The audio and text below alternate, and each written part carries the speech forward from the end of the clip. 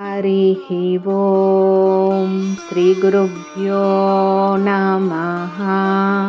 హరిః ఓం. స్వామి స్ఫూర్తి. స్వామివారి బోధల నుండి స్వామివారు ఇచ్చిన స్ఫూర్తితో మనము ముఖ్యముగా తెలుసుకొనవలసినవి తెలుసుకొని ఆచరించవలసిన అంశాలను వైరాగ్యాభ్యాసము అనే స్వామివారి బోధ నుండి తెలుసుకుందాము. ప్రశ్న: తత్వజ్ఞానములో ప్రవేశము రావాలి అంటే ఏమి చేయాలి?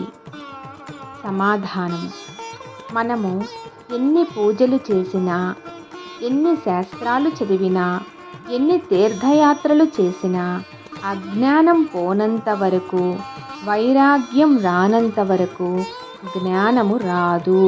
ఎప్పటి వరకు జ్ఞానము రాదు అంటే వైరాగ్యము రానంత వరకు జ్ఞానం అనేది రాదు. మనకు ఆ వైరాగ్యము, జ్ఞానము స్థిరంగా ఉంటే తప్ప తత్వజ్ఞానములో ప్రవేశం రావడం కుదరదు. తత్వజ్ఞానములో ప్రవేశం రావడం అనేది కుదరదు. ఆ తాత్వికమైన దృష్టి ఏర్పడడం లేదా? మరి ఆ రకమైన తాత్విక దృష్టి రావాలి అంటే ఏమి చేయాలి? వైరాగ్యము, జ్ఞానము రావాలి అంటే విచారణ తప్పనిసరిగా చేయాలి. విచారణ తప్పనిసరిగా ప్రతి మాటకు ముందు, ప్రతి చేతకు ముందు విచారణ చేయాలి.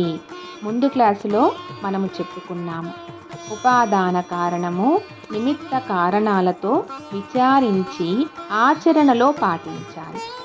స్వామివారు ఏమి చెబుతున్నారు అంటే, ఏదో ఒక దేశము నుండి ఒక వస్తువు ఖరీదు అయినది తెప్పించుకున్నాము. దాని కాలము అయిపోయినది. అది భల్లున పగిలింది. నువ్వు బాధపడ్డావు, దుఃఖించావు.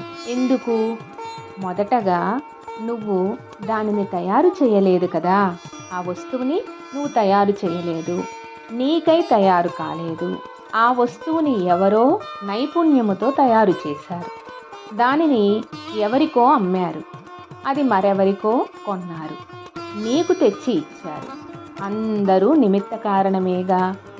ఎవరూ పగలగొట్టలేరు. గాలికి పడి పగిలిపోయింది. ఎవరు కారణం? ఎవరూ కారణం కాదు కదా.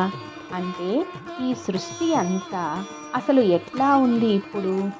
అజ్ఞానం వల్ల నువ్వు బాధపడ్డావు, దుఃఖించావు. తప్పు కదా. ఇలా విచారణ చేయాలి. రోజువారీ జీవితంలో ఇలా విచారణ చేస్తే ఏమవుతుంది? అప్పుడు జ్ఞానపరంగా జీవించడం నీకు వస్తుంది.